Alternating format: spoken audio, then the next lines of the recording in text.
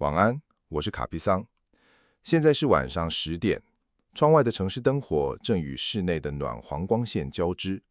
我们平时在这个时段聊的是巴黎的廓形、米兰的材质，或是那些藏在高级定制服缝纫线里的工匠灵魂。但今晚，我想带领大家离开那种冷静的工业化的现代美学，去往一个更有烟火气、更有历史重量，甚至带点浪漫英雄主义色彩的地方。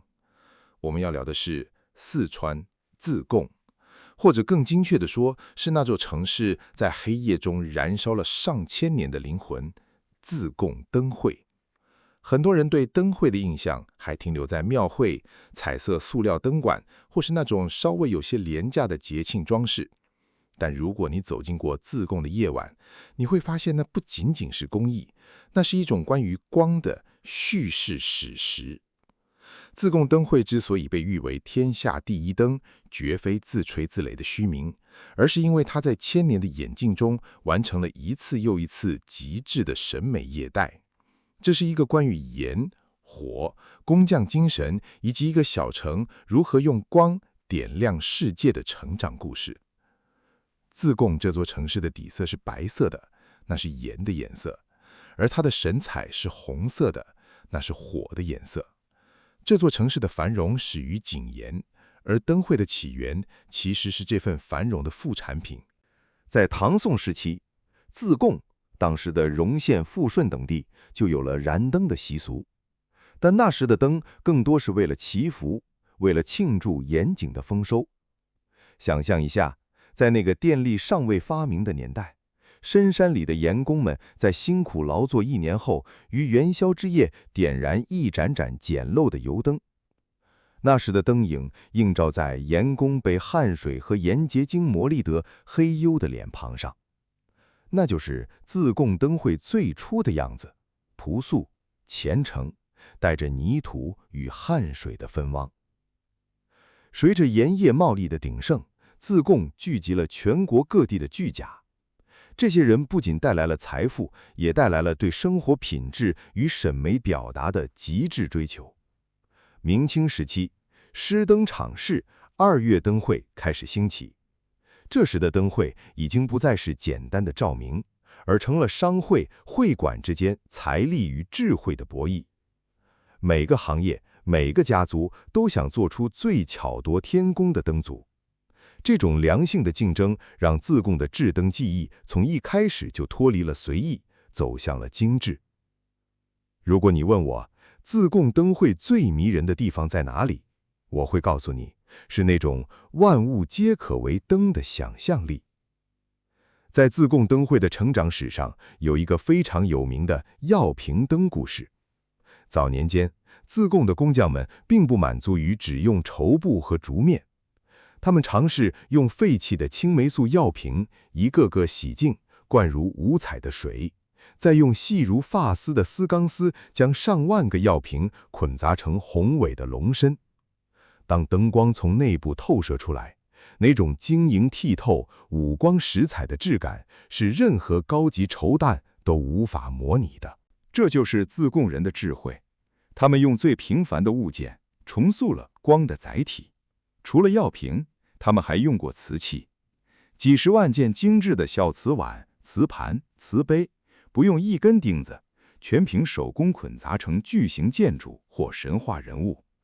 当你近看时，那是日常的餐具；当你退后100步，那是通体透亮的玲珑宝塔。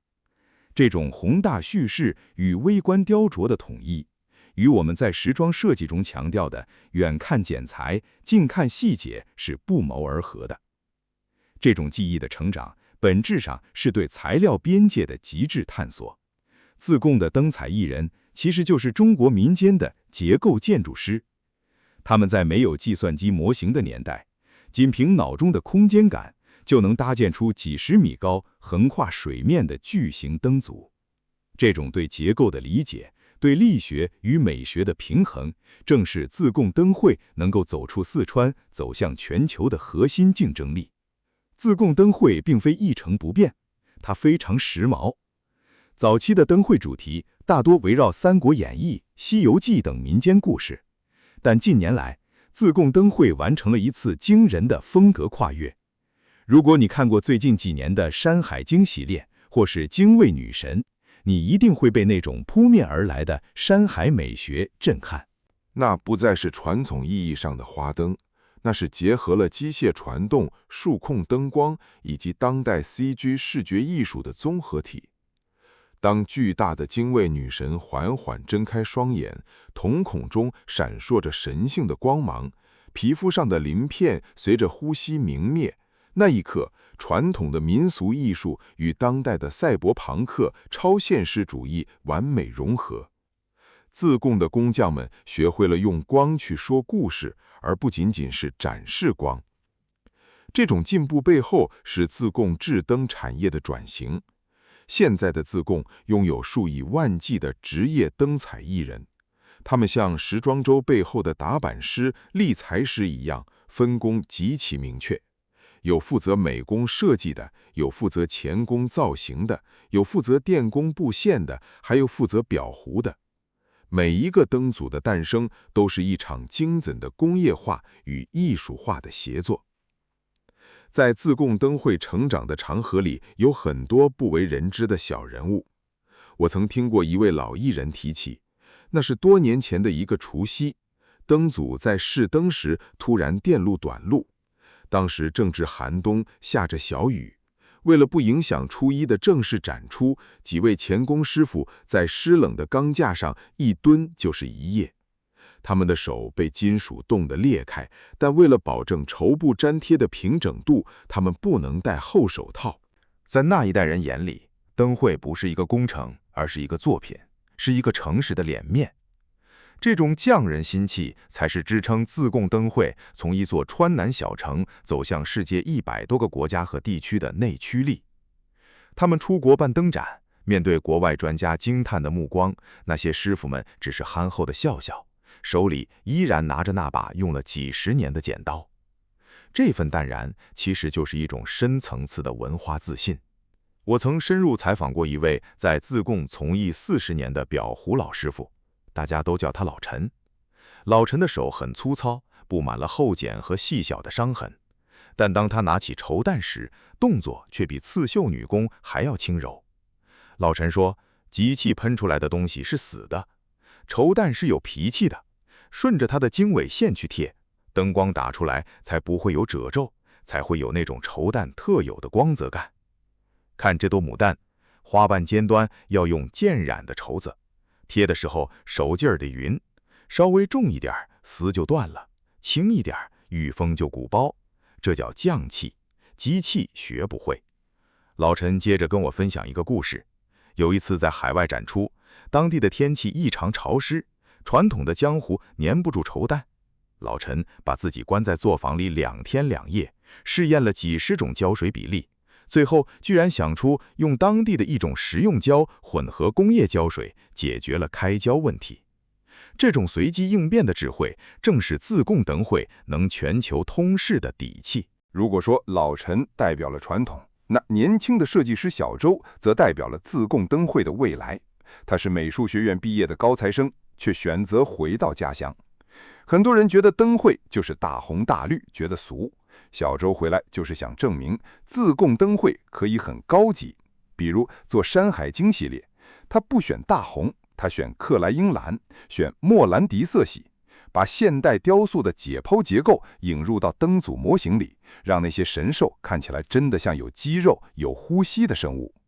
老一辈人一开始很难接受这样的改变，但当他们看到游客在那些异色灯组前排队拍照时，他们明白了，时代变了，光也得变。